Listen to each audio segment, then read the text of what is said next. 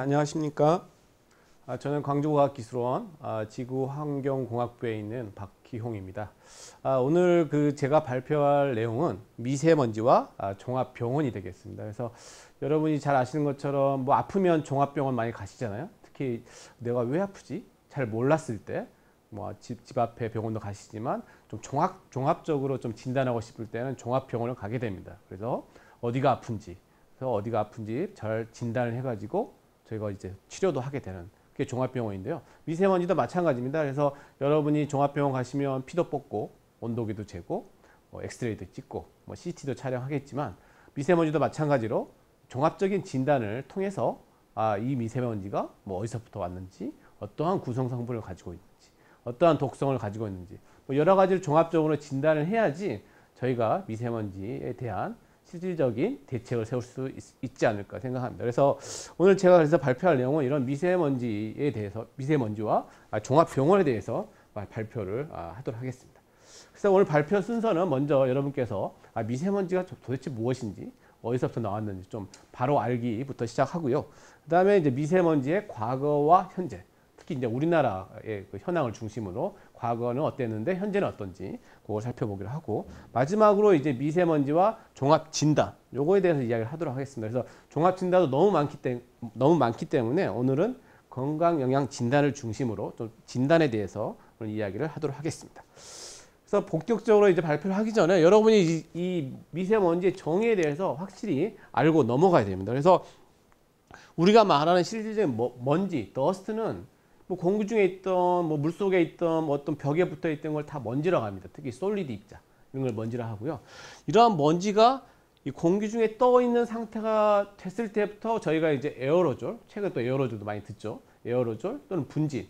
그래서 에어로졸 같은 경우에는 이제 액체나 고체 입자가 공기 중에 이렇게 떠 있을 때, 부유되어 있을 때 저희가 에어로졸로 이제 이야기를 합니다.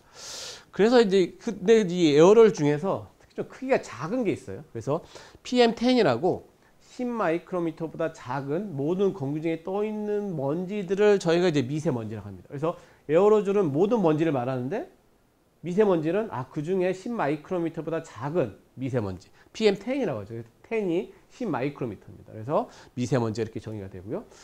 그 미세먼지 중 훨씬 더 작은 거, 초미세먼지. 초가 있으니까 더 작은 거겠죠. 그래서 그건 이제 PM2.5. 2.5 마이크로미터보다 작은 공기 중에 떠 있는 그런 먼지들을 초미세먼지라고 한다. 이렇게 하시면 될 것 같아요. 그래서 초미세먼지라는 것은 공기 중에 떠 있는 먼지인데 크기가 작은, 보통 2.5 마이크로미터보다 훨씬 작은 공기에 떠 있는 먼지들을 초미세먼지, PM2.5 이렇게 말을 하고 있습니다. 그리고 최근에 이제 황사는 우리 봄이나 겨울에 많이 불어오는데요. 황사는 이제 이 사막에서 발생한 먼지, 그런 것들을 이제 황사라고, 특별한 발생원을 가진 입자를 이 사막에서 발생한 먼지를 황사라고 한다. 이렇게 우리가 정의를 하고요. 그럼 우리가 이 오늘의 타겟은 이 초미세먼지입니다. PM2.5 작은 공기중에 부유한 미세먼지. 그럼 왜 초미세먼지에 우리의 관심을 많이 갖느냐? 첫 번째가 당연히 여러분도 잘 아시겠지만 건강 영향, 헬스 이펙트. 당연히 건강 영향을 주겠죠. 근데 그 중에 작은 것들을 보시면 우리가 이렇게 인체에 흡입되었을 때 잘 통과한다고 생각하시면 될 것 같아요. 이런 큰 먼지보다 작은 초미세먼지는 잘 통과하고, 그리고 또 초미세먼지는 우리가 호흡을 할 때 이 폐 깊숙이 들어간다. 그러면 작은 것들은 폐에도 잘 들어가고 세포 사이도 잘 이동하고 접근성이 뛰어나구나. 이 인체 호흡이 됐을 때 이렇게 생각하시면 될 것 같고요. 두 번째로 작은 먼지들은 이렇게 큰 먼지에 비해서 같은 질량이지만 이 표면적이 크죠. 표면적, 비표면적이라고 하는데, 이런 표면적이 크다는 말은 이런 물질들이 무슨 독성을 가지고 있으면 아주 독성도 높고 반응성도 높다. 이렇게 아시면 될 것 같아요. 그래서 초미세먼지들이 이렇게 비표면적이 이렇게 커가지고 높은 반응성, 독성을 가질 확률이 증가한다. 이렇게 아시면 될 것 같고요. 특히 이 초미세먼지는 특히 이제 작은 것들은 우리가 뭘 태웠을 때 많이 나온다. 또는 2차로 생성됐을 때 이런 작은 것들이 많이 나온다. 라고 여러분이 생각하시면 될 것 같습니다. 그래서 우리 인체에도 디펜스, 방어 시스템이 있어요. 미세먼지가 딱 들어왔다. 그러면 이런 대식세포라는 게 잡아먹기도 하고요. 또는 이제 무슨 활성산소가 미세먼지가 들어와서 활성산소가 들어오면 이 활성산소를 제거하는 항산화제 메커니즘이 있습니다. 우리 인체 내에. 그래서 이 근데 이 먼지들이 너무 많이 들어오면 이 대식세포가 역할을 못하고 또 RO에 이런 활성산소가 너무 많으면 또 항산화 시스템이 작용을 못해요.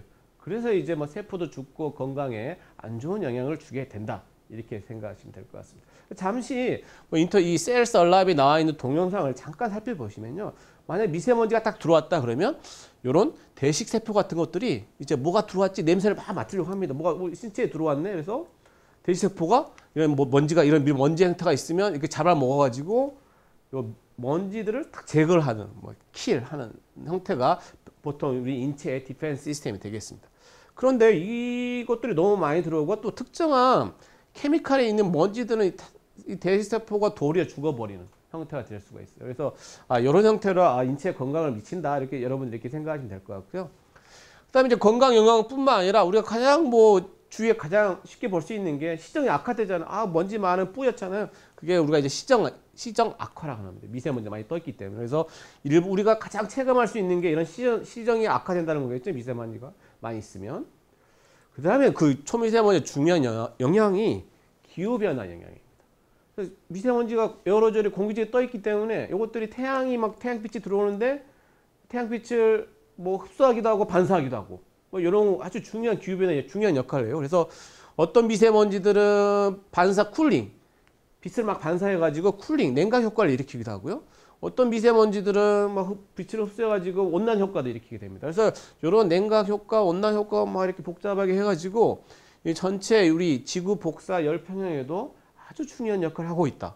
꼭 여러분이 아시면 될 것 같아요. 그리고 또 다른 기후변화의 영향은 여러분이 입자가 없으면 구름이 안 만들어집니다. 그렇죠? 그래서 공기 중에 이 입자가 있어야지 수증기가 붙어가지고 구름방울이 만들어지고 비가 내리게 되는 거죠. 그래서 이 구름 생성에도 이런 에어로졸, 미세먼지가 아주 중요한 역할을 하고 있다. 그래서 우리 건강 영향뿐만 아니라 이 기후변화 영향, 복사 열평형이라든지 구름 형성에도 이 미세먼지가 중요한 역할을 하고 있다. 이거 여러분이 좀 아시면 될 것 같아요. 그래서 특히 이제 구름을 만들 때는 모든 에어로졸이나 미세먼지가 구름을 만드는 게 아니라 이 물을 좋아하는 미세먼지는 구름을 잘 만들고 또 물을 싫어하는 미세먼지가 있어요. 그래서 물을 싫어하는 미세먼지들은 또 구름을 잘 못 만들겠죠. 그래서 이런 미세먼지 종류에 따라서 복사 열평형도 틀려지고 냉각 효과나 온난 효과도 틀려지고 그다음에 구름을 만드는 능력도 틀려진다 하고 여러분이 그렇게 아시면 될 것 같아요.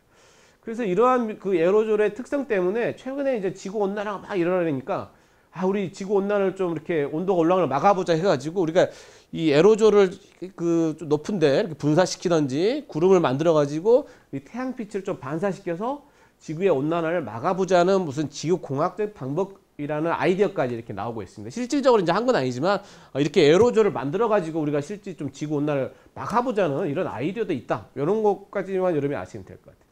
여하튼 우리 공기중에 떠있는 미세먼지, 초미세먼지들은 우리 건강에도 안 좋지만 기후변화에도 중요한 역할을 한다. 이렇게 여러분 아시면 될 것 같습니다. 다음에 그러면 이제 미세먼지, 이런 초미세먼지도 어디서부터 오냐? 발생 원인에 대해서 한번 살펴보도록 할게요.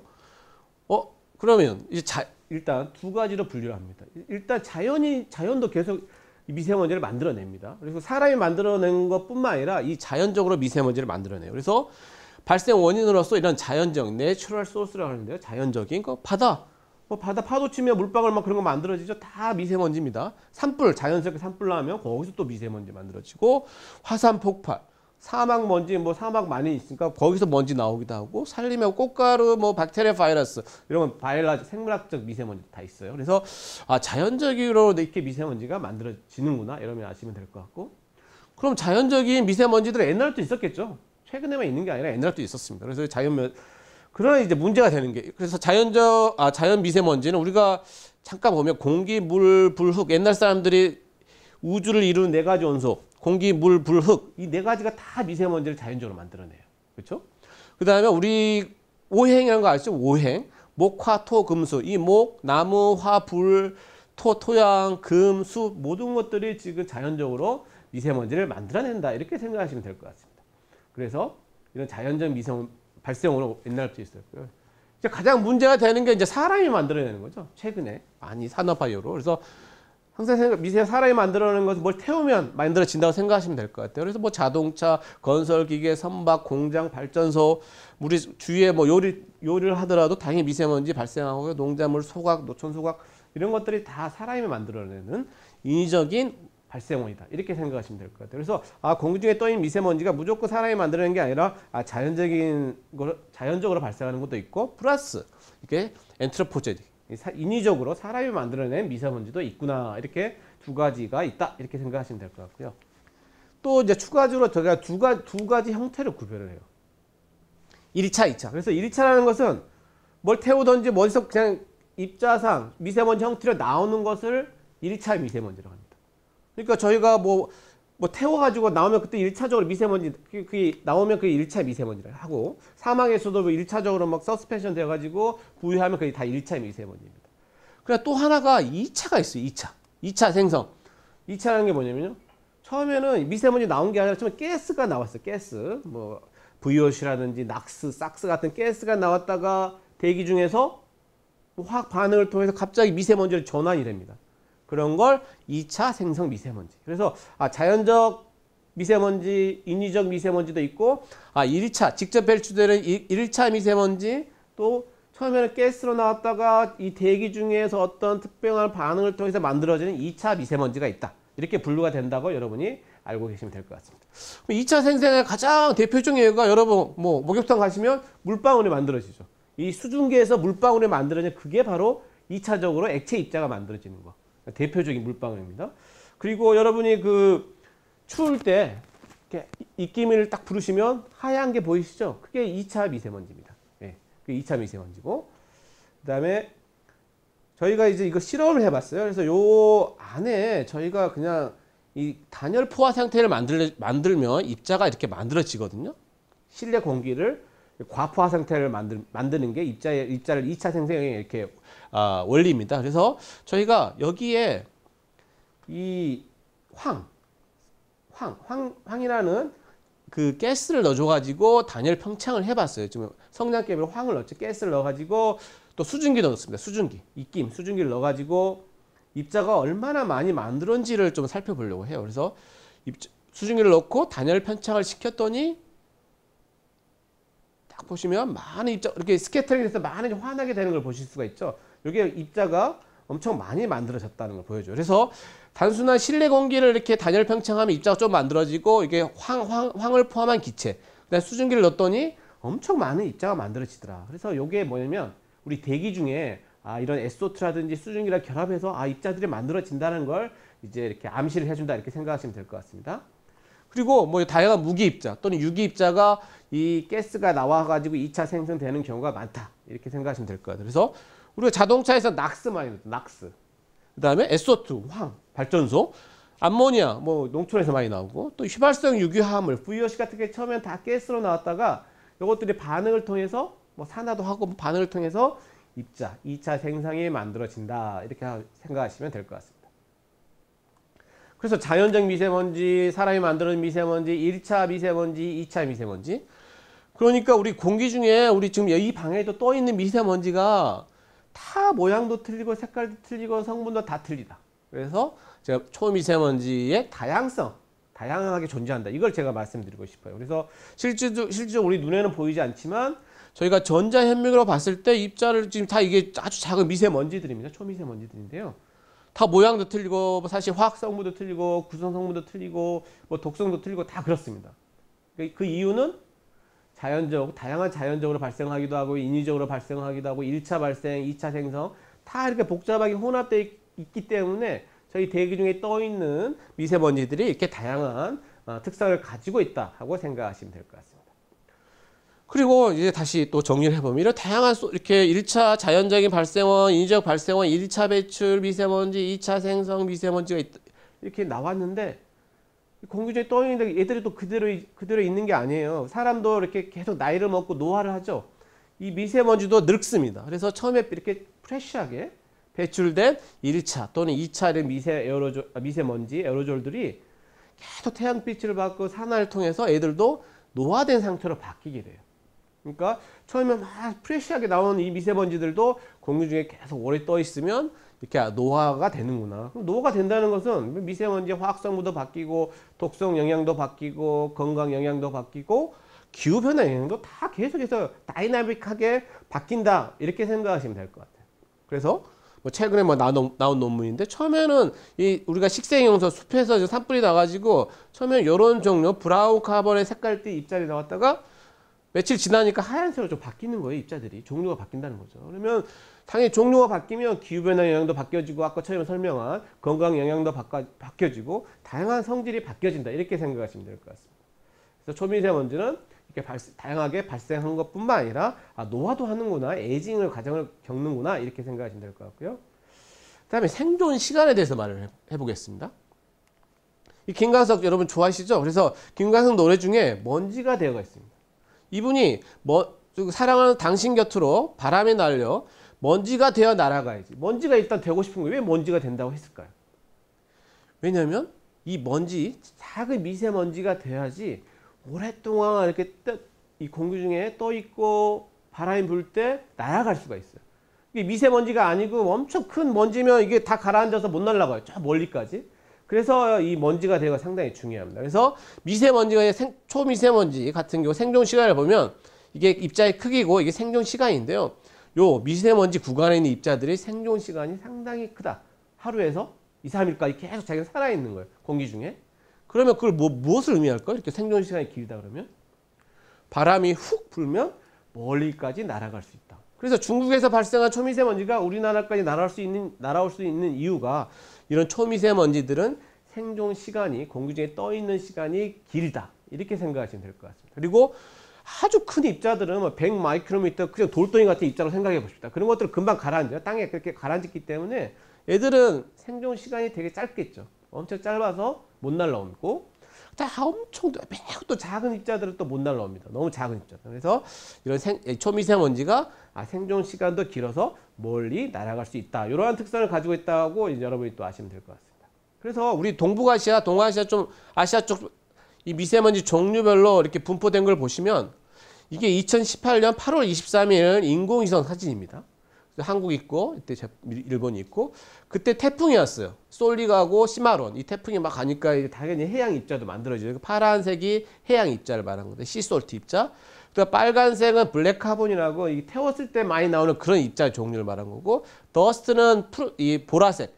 사막에서 발생한 먼지가 더스트입니다. 그래서 이 보라색이 많은 데는 이 사막 근방에 보라색 입자들이 많고 중국 본토라든지 인디아 이쪽에는 빨간색 입자들이 많죠. 그 다음에 이제 태풍이 왔을 때는 이제 파란색인 시솔트 입자가 많이 발생한다. 이렇게 분포가 되어 있다. 이렇게 생각하시면 될 것 같습니다.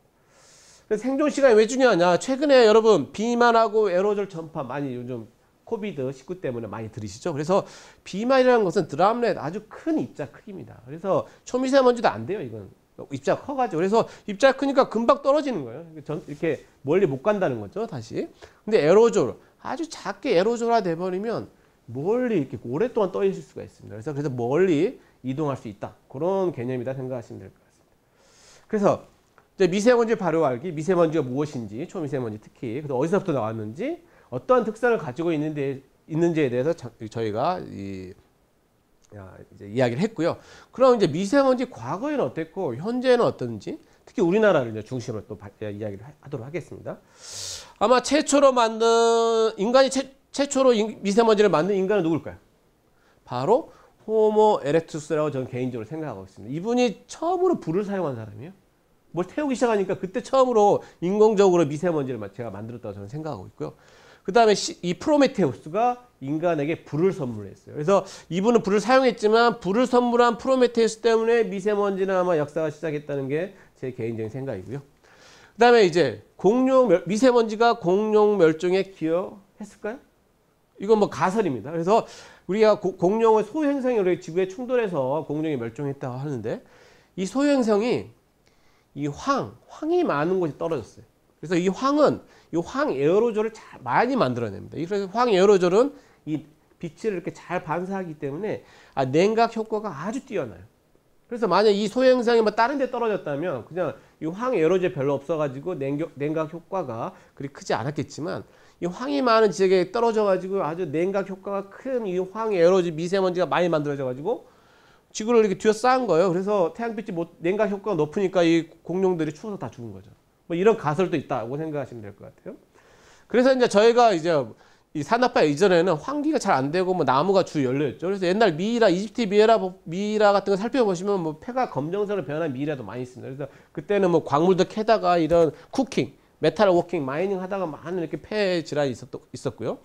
특히 이제 중세 로마 시대, 이 로마 사람들이 이제 사람들 화장도 하고 노천 소각을 많이 하기 시작했어요. 그때 그래서 미세먼지를 많이 만들어냈다고 이렇게 지금 역사적으로 이렇게 생각하고 있습니다.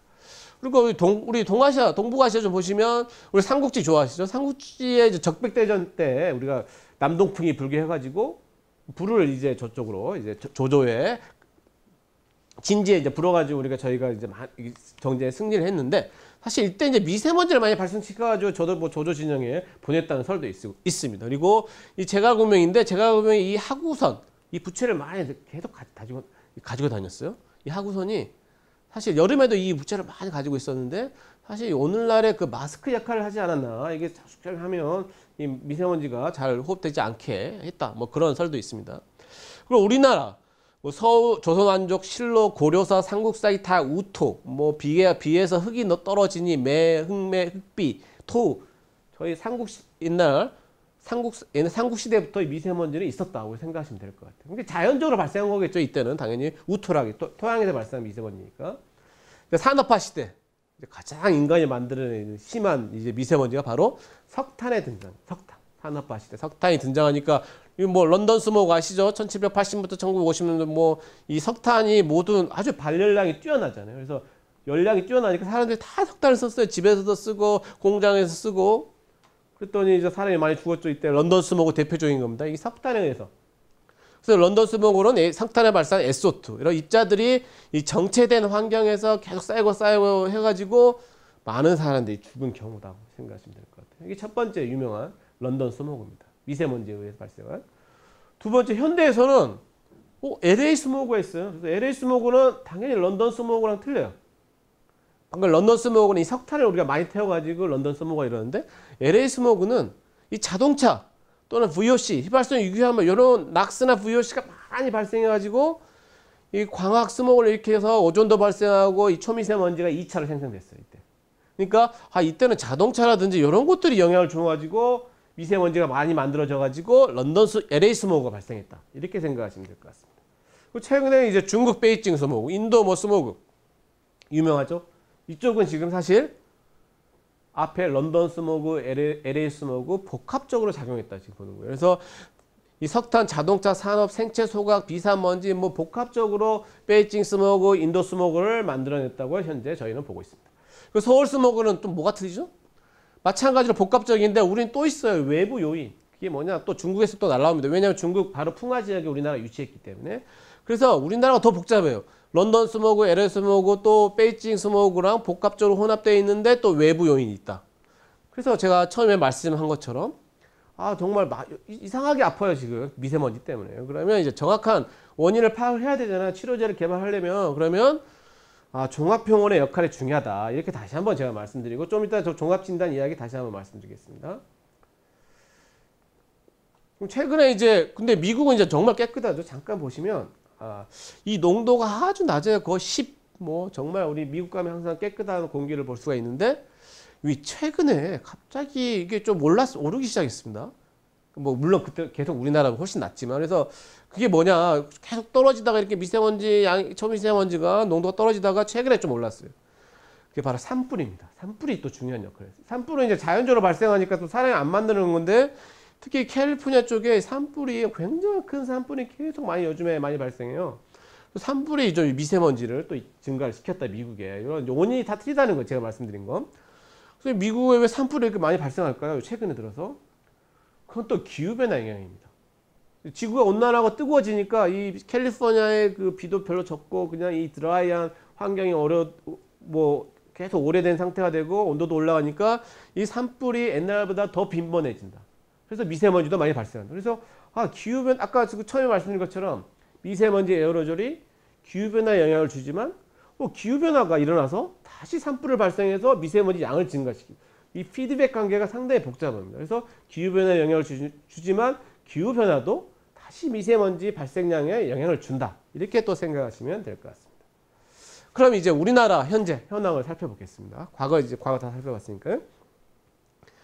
우리 WHO의 보고서를 볼게요. 최근 2018년 보고서를 보면 이 우리나라 이 연평균 농도 기준 우리나라 여기 있어요. 190개 나라 중에서 118등입니다. 그러니까 전체 세계에 지금 뭐 초록색이 좋고 빨간색이 안 좋죠. 중국, 인도가 안 좋고 우리나라는 또 별로 좋지가 않아요. 사실 보면. 그래서 190개 나라 중에 118등. 과반수에도 지금 못 들고 있는 거예요. 선진국 뭐 지금 G11, G7 뭐 이렇게 하고 있는데 미세먼지 농도로만 따졌을 때는 거의 중간보다도 못하는 거죠. 우리나라가. 중국이 이제 더 못하죠. 중국은 176등, 190개 나라 중에서. 그러니까 이게 연평균 농도로만 따졌을 때 우리나라는 그렇게 좋은 상황이 아니다. 세계적으로 봤을 때. 이게 그러니까 WHO 리포트 보고서를 제가 가져온 겁니다. 그러면 좀 더 구체적으로 우리 서울시를 한번 봐볼게요. 서울시. 뭐 25개 측정소를 뭐 1995년부터 측정을 시작했기 때문에 2019년까지 평균한 이 지금 자료입니다. 그리고 검정색은 PM10이라고 미세먼지고요. 이 빨간색은 PM2.5 초미세먼지, 초미세먼지 수준을 맞추고 있습니다. 그래서 초미세먼지를 우리나라가 2001년부터 측정을 시작하기 시작했어요. 뭐 그렇게 많이 해요. 20년 전에 시작했죠, 거의. 그리고 이게 PM2.5 이 빨간색 선이 우리나라 국가 기준이고 파란색 선이 WHO 국가 기준입니다. 뭐 국가 기준보다 훨씬 높죠, 이 초미세먼지. 그러니까 이 국가 기준이라든지 이 WHO 기준은 우리나라가 지금 현재 만족한 적이 없어요. 지금까지 2000년도부터 올해 작년까지 이렇게 측정을 해왔지만, 그렇죠? 그래서 여러분 옛날에는 깨끗했는데 요즘에 초미세먼지 뭐 문제다 이렇게 말씀하시는 분들 계시잖아요. 근데 데이터를 봤더니 옛날에 더 높았어요. 지금 사실 초미세먼지가 농도가 옛날에 40, 50 사이였어요. 거의 중국과 비슷한 수준이었죠. 이 농도 수준이 2000년도에. 그럼 옛날에도 뭐 깨끗한 게 아니라 우리가 인식을 못했을 수도 있어요, 사실. 지금은 우리가 인식을 하고 있잖아요. 측정도 해보고 뭐 TV에서도 맨날 미세먼지가 얼마나 이렇게 나오니까. 그래서 사실 옛날에 우리 산업화 할 때가 훨씬 더 높았다.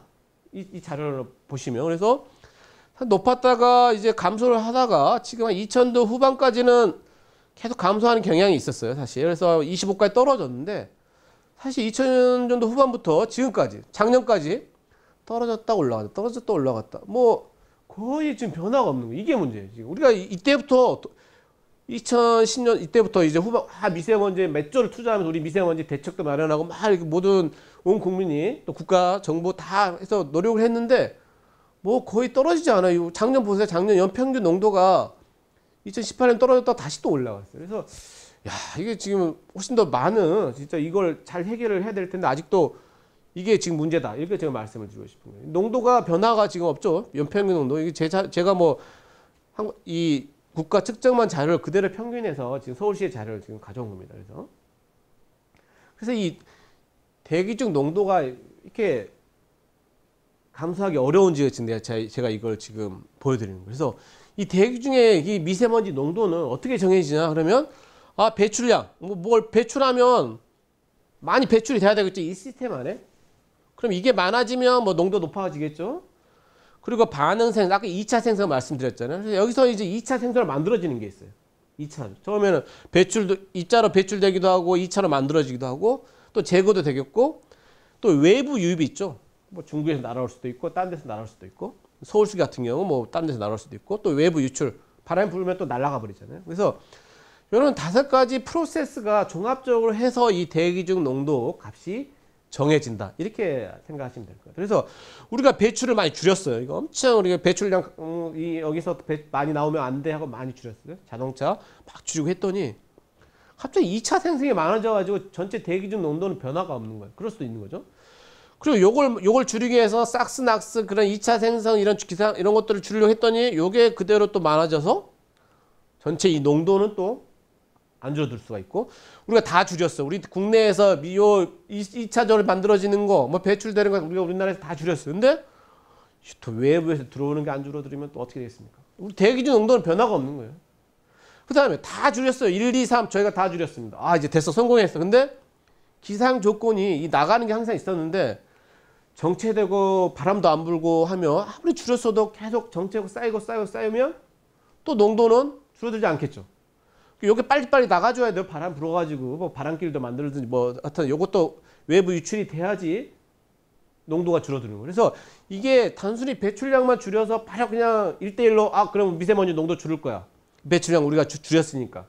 그게 바로 이렇게 1대1로 관계가 이루어지지 않는다. 그래서 5가지 프로세스가 복합적으로 작용하고 특히 제가 말씀드린 게 기상 조건이 중요하겠죠. 정체된다든지 바람이 세게 분다든지 오염된 지역에서 바람이 날아온다든지 뭐 그런 게 복합적으로 작용해서 이게 대기 중에 농도가 정해지기 때문에 이게 해결하기가 상당히 어렵다는 걸 제가 말씀드리고 싶습니다.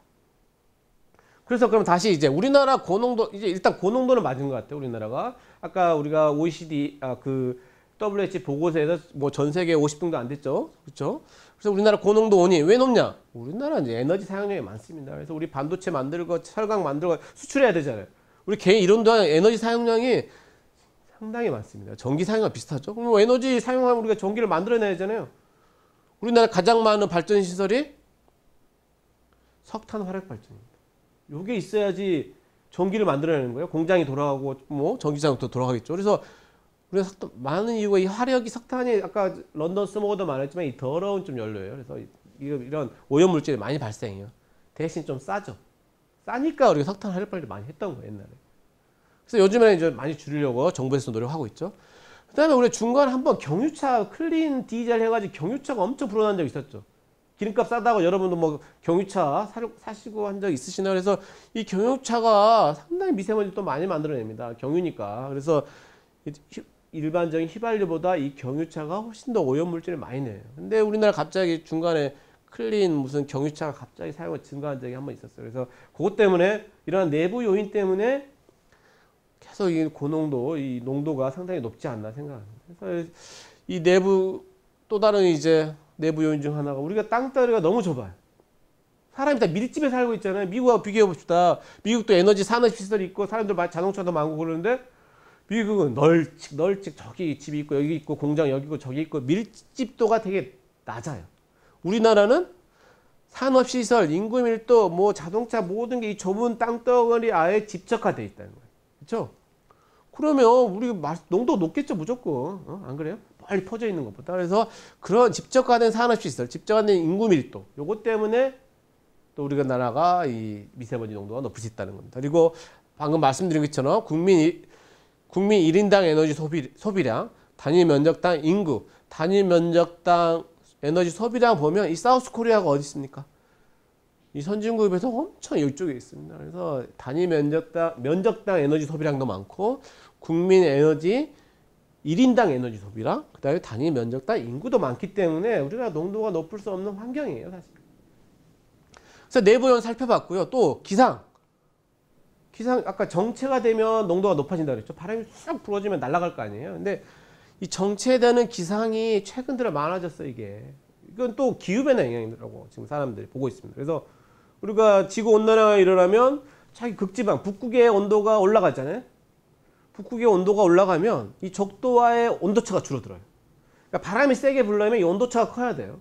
적도는 적도는 따뜻하고 북극은 추워야지 바람이 막 세게 불러주는데 간단히 설명하면 저기 북극이 좀 따뜻해지고 하니까 바람이 세기가 약화되고 제트 기류도 약화되고 계절풍도 약화돼서 이 대기가 정체되는 경우가 많아져요. 그럼 대기가 정체된다는 건 뭐예요? 우리가 계속 어차피 우리가 배출되는 미세먼지가 계속 쌓이고 이렇게 해서 이런 대기 정체가 우리가 미세먼지 고농도를 만들어내기도 합니다. 그래서 내부 요인, 기상 요인 있고 외부 요인은 저보다 여러분이 잘 아실 것 같아요. 편서풍 영향을 받아서 중국, 몽골 이런 데서 날아오는 외부에서 들어오는 미세먼지가 또 꾸준히 있기 때문에 또 우리나라의 미세먼지 농도가 높을 수밖에 없다. 그래서 우리 자체 내부 요인도 있지만 외부 요인도 있다. 이 내부 요인, 외부 요인의 그 기여도는 계절마다 틀리고 매일매일 틀립니다. 그래서 이건 기여도를 파악하는 것은 좀 더 복잡한 문제이고요. 중국을 보시면 최근까지 2017년까지는 계속 감소 경향이 있어요. 중국에서 자기 열심히 노력하죠. 중국도 자기 국민들 다 미세먼지 때 건강 악화되면 안 좋으니까. 그래서 최근에 계속 줄이고 노력을 하고 있다. 그러나 아직도 우리나라보다는 높다. 이렇게 생각하시면 될 것 같아요. 요 그림 보시면 베이징의 2017년 미세먼지 농도가, 초미세먼지 농도가 58, 서울은 25. 우리보다 한 2배 정도 되죠. 그러나 감소하는 경향이다. 그런데 또 최근에 또 이 베이징 보면 다시 또 올라가는 형태가 됐어요. 그래서 거기도 계속 더 많은 노력을 해야 된다. 이렇게 생각하시면 될 것 같고. 그럼 우리나라 한번 지도에서 고농도 지역을 한번 살펴볼게요. 전국 2017년도에 뭐 157개 이 초미세먼지 측정소가 있었는데 이 아주 주황색이 40일 이상 고농도인 지역이 이게 주황색이고요. 빨간색 30일 이상. 하얀색은 뭐 측정설이 없는 지역. 그리고 2017년도에는 이 측정설이 없는 지역도 상당히 많았어요. 그래서 그 지역 사람들은 초미세먼지 농도가 얼마인지 아직 그때는 몰라요. 없으니까. 그렇죠? 그래서 근데 제가 이 사진을 보여준 이유는 이 고농도가 지역마다 다 틀린 거예요. 우리나라 전체가 다 고농도가 아니라 이 일수도 다 틀리고 어떤 특정 지역이 높고 특정 지역은 낮고 다 틀리잖아요. 그래서 뭐 일단 서울, 경기 보시면 여주, 원주, 평택 뭐 이게 높아요. 또 청주, 태안, 선사는 낮고 여기 익산, 김제, 정읍, 고창 여기도 상당히 높습니다. 고농도. 광주보다 더 높아요. 이쪽은 사람이 더 적은데. 그래서 제가 말씀드린 건 원인이 다 틀리다는 거예요. 이쪽은 이 암모니아 지수 이런 축산 단지가 엄청 많이 밀집되어 있는 지역이에요. 거기서 발생한 것들이 2차 생성에 기여했을 수도 있고 이 충남 지역 석탄 하락 발전소 있잖아요. 근데 여기는 그렇게 높지가 않아요. 이 밑에가 더 높아요, 사실.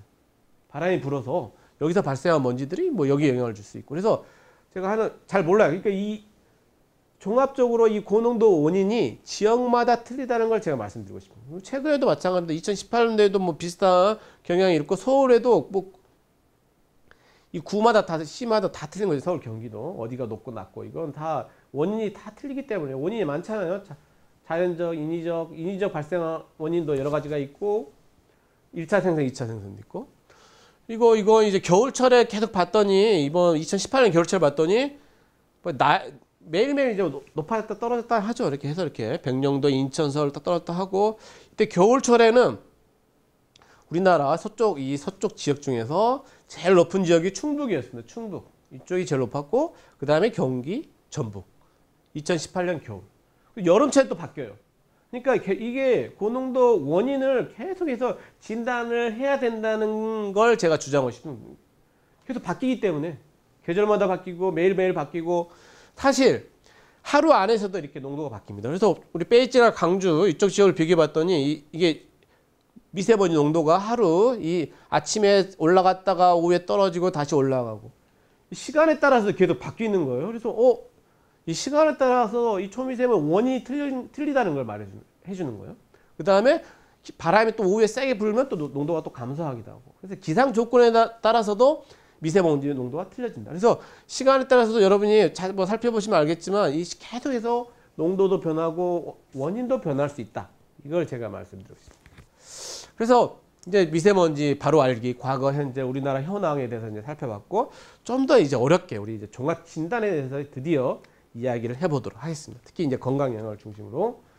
그래서 우리 미세먼지를 해결하려면 토탈 솔루션이 필요합니다. 그래서 뭐 이 사람 진단 다 해가지고 최적의 솔루션을 저희가 만들어내야 돼요. 그래서 이미 그림 보였지만 이렇게 배출되고 제거되고 반응 생성되고 외부 유입되고 외부 유출돼서 대기 중 초미세먼지의 농도가 결정되고 이 농도들이 노출을 통해서 국민 건강에 영향을 주겠죠. 실외 대기먼지가. 그 다음에 이것들 배출에는 뭐 자동차, 공장, 발전소, 제철소 뭐 엄청 뭐 많겠죠. 도로변 비상먼지, 뭐 요리 시설, 뭐 직화구이 엄청 많겠습니다. 미세먼지 나와요. 미세먼지만 있는 게 아니라 아까 그 가스 물질도 나오죠. 가스가 2차 생성한다니까. 이런 것도 나오고. 그럼 또 이것들을 잘 저감하려면 이제 저감 기술이 또 들어가야 돼요. 저감. 그러니까 여기서 생성되고 이동되고 영향을 짓고 노출을 진단하는 거. 요즘에 또 예보도 해야 되잖아요. 그런 거 진단하는 거. 그리고 플러스 대기 중 초미세먼지 우리가 생활하는 것은 우리가 실내에서도 생활을 많이 하잖아요. 오피스, 뭐 요리, 식사, 집. 그래서 생활 환경 내 초미세먼지, 학교 내 생활 환경 내 이 초미세먼지를 또 생성하고 영향하고 진단하는 게 상당히 중요합니다. 그러니까 대기 중 초미세먼지뿐만 아니라 생활 환경 내 초미세먼지. 그럼 이거 진단하면 어떤 것들이 미세먼지를 만들어내고 전구물질을 만들어내면 이것들을 저감하는 또 기술을 만들어야 돼요. 그래서 이런 전주기적 홀 프로세스에 대해서 우리가 잘 이해를 하고 진단을 잘 해야지 뭐가 만들어진다? 치료제, 솔루션이 개발된다. 그래서 미세먼지도 마찬가지로 이 종합병원처럼 모든 이런 하나하나 프로세스에 대해서 정확하게 진단하고 거기에 맞는 치료제를 솔루션을 개발을 해야 된다고 저는 말을 드리고 싶습니다. 그래서 오늘 이 모든 저감 기술, 노출, 진단, 예측 다 제가 오늘 이야기를 못 드리고 오늘은 진단하는 거에 대해서 그 중에 건강 영향을 진단하는 거, 건강 영향, 유해성, 이 건강 영향 진단에 대해서 오늘 말씀을 드리도록 할게요. 그래서 진단하는 특히 이제 과학적으로 우리가 종합 진단을 해야 되겠죠. 그러니까 제가 이제 적어놨는데 이 초미세먼지는 적을 먼저 아는 게 제일 중요하다. 뭘 알아야지 우리가 대책을 세울 거 아닙니까? 그래서 또 알려면 최첨단 과학기술 써야 되고 어떻게 알아야 돼요? 초미세먼지 이가 얘들의 모든 것을 하나만 아는 게 아니라 이 모든 특성을 빠르고 신속하게 빨리 우리가 또 해야 되잖아요. 늦게 또 진단하면 안 되니까 이 초미세의 모든 것을 빠르고 신속하게 종합 진단하는 것, 그게 미세먼지 종합병원의 역할이다. 그걸 이제 저희가 하고 있습니다. 열심히 그거 하려고 노력하고 있고요. 그래서 이제 진단하는 건 이제 말씀드릴게요. 진단. 피도 온도도 재야 되고 체중계 피도 뽑아야 되고 CT, 엑스레이 몸무게, 키 다 재잖아요. 미세먼지 똑같습니다. 미세먼지의 구성 성분, 모양 구조, 크기, 밀도, 광학 특성, 흡수성, 구름 생성 특성, 독성, 바이오 물질, 개수, 질량 농도, 표면율 모든 걸 다 진단을 해야 돼요. 이렇게 종합적으로 진단을 해야지 겨우 지금 발생하고 있는 미세먼지가 저기 누가 농작물 태워서 왔다. 이걸 알 수가 있는 거죠. 우리가 이 농도가 많았어요. 요것만 진단하면 우리가 원인을 규명할 수 있습니까? 못합니다. 그렇죠? 농도가 많아요. 미세먼지가 많습니다. 근데 원인이 뭐냐? 그러면 이런 다 모든 진단을 해야지 원인을 또 추적할 수 있고 또 이런 것들을 빨리 진단을 해야지 빨리 추적할 수 있겠죠. 그리고 이 독성 같은 경우도 우리가 빨리 건강 영향 진단을 해야지 지금 현재 발생한 이 미세먼지는 아주 독성이 높은 미세먼지다. 그래서 여러분이 주의한다고 빨리 신속하게 알려줄 수가 있는 거죠. 그래서 이런 많은 종합적인 변수들, 진단할 변수들을 또 신속하게 진단하는 것도 중요하다. 이걸 제가 말씀드리고 싶습니다. 그래서 오늘 아까 방금 말씀드린 것처럼 모든 진단에 대해서 제가 이야기를 안 드리고 특히 이제 건강 영향 진단에 대해서만 제가 설명을 드릴게요. 그래서 오늘 건강 영향 진단 중에서 이제 이게 TV 프로그램에 이제 뉴스에 나온 그림입니다. 그래서 5월 화수목 여러분이 이제 이 사진만 봤어요. 그래서 아주 남산이 보이고 좀 뿌여서 안 보이고 그러면 5월 화수목 중 지금 가장 인체 건강에 나쁜 날은 어떤 걸 선택하시겠습니까? 뻔히 뿌연 날이 되겠죠? 뿌연 날이라고 생각하시겠죠? 그래서 수목이라고 많이 생각하실 것 같아요. 근데 사실 이렇게 맑은 날도 사실 미세먼지가 많을 수가 있어요. 아주 작은 미세먼지들. 그래서 이것만은 정확히 저희가 알 수가 없습니다. 사실 우리가 눈으로 보는 것만으로.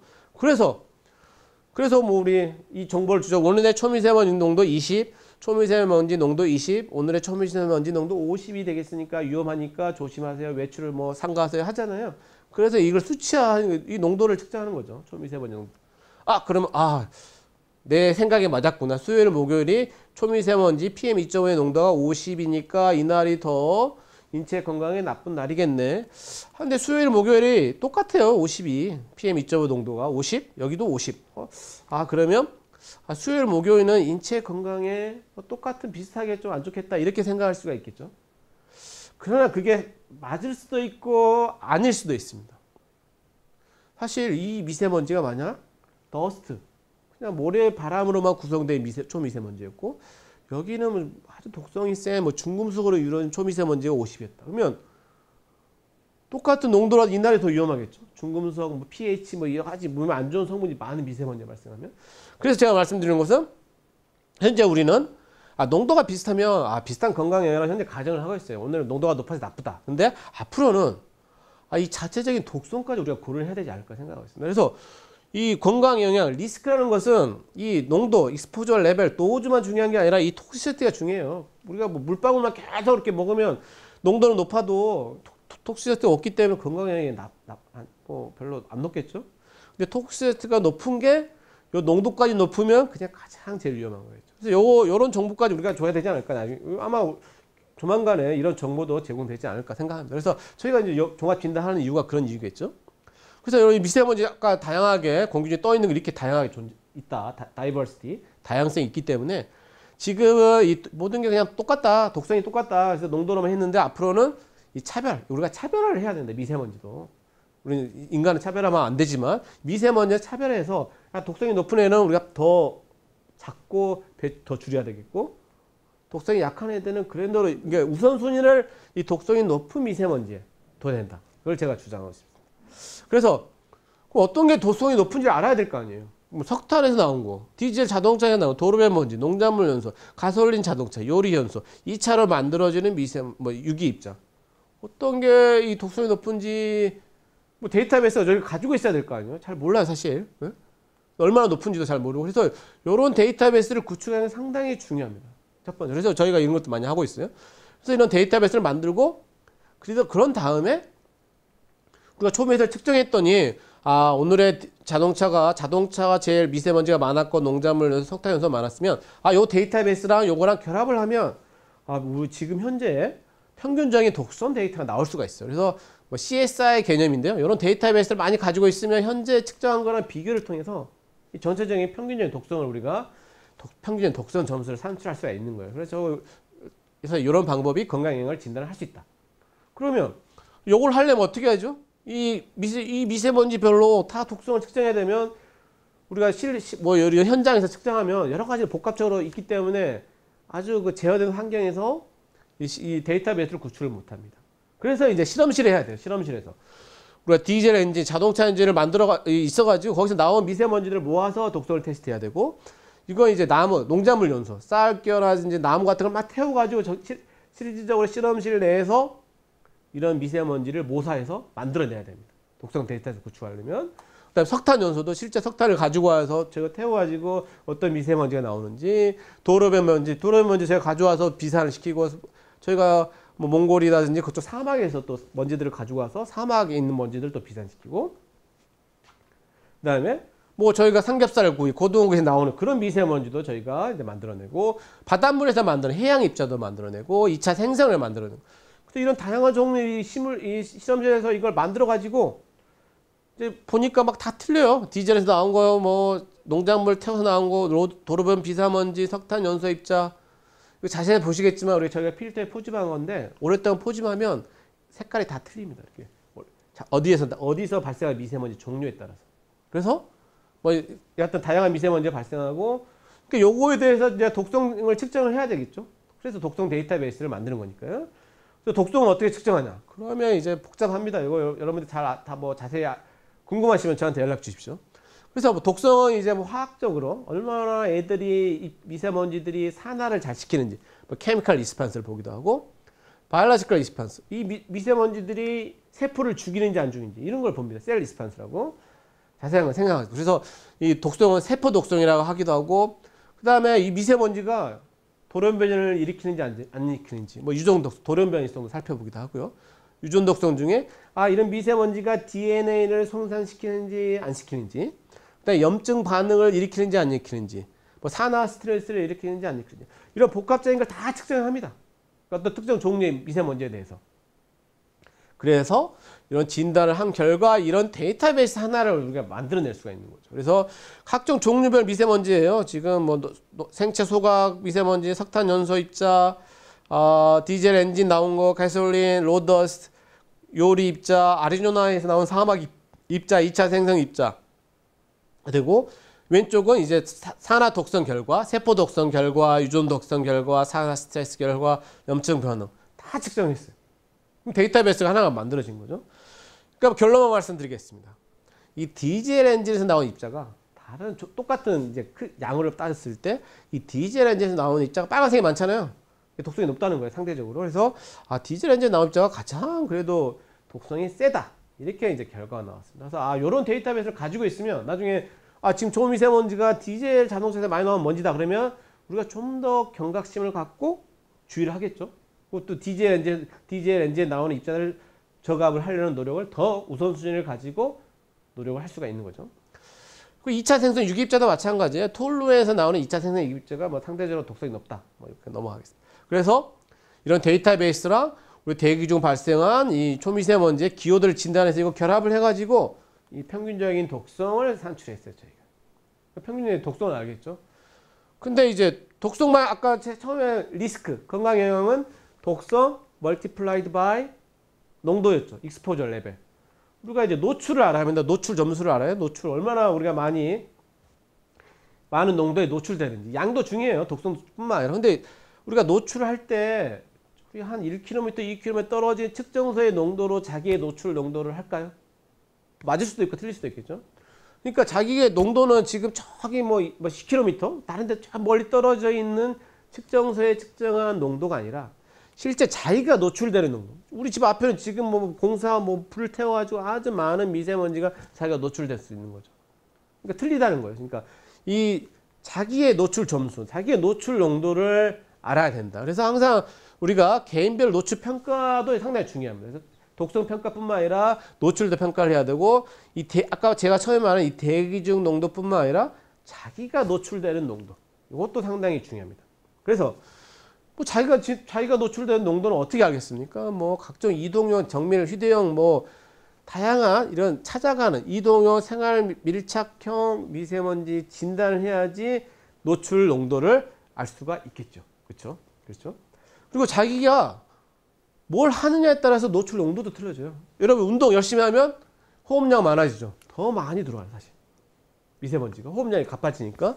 그다음에 자기의 뭐 무게 어떤 일을 하는지 나이 뭐 기저 질환이 자기가 호흡기 질환이 있는 사람 뭐 이런 자기의 행위에 따라서도 노출 농도가 틀려진다는 거예요. 그래서 이 노출 진단은 상당히 중요합니다. 그래서 독성 진단 플러스 이런 노출 진단이 결합이 잘 돼야지 정확한 건강 영향 진단을 할 수 있다. 이걸 제가 오늘 말씀드리고 싶습니다.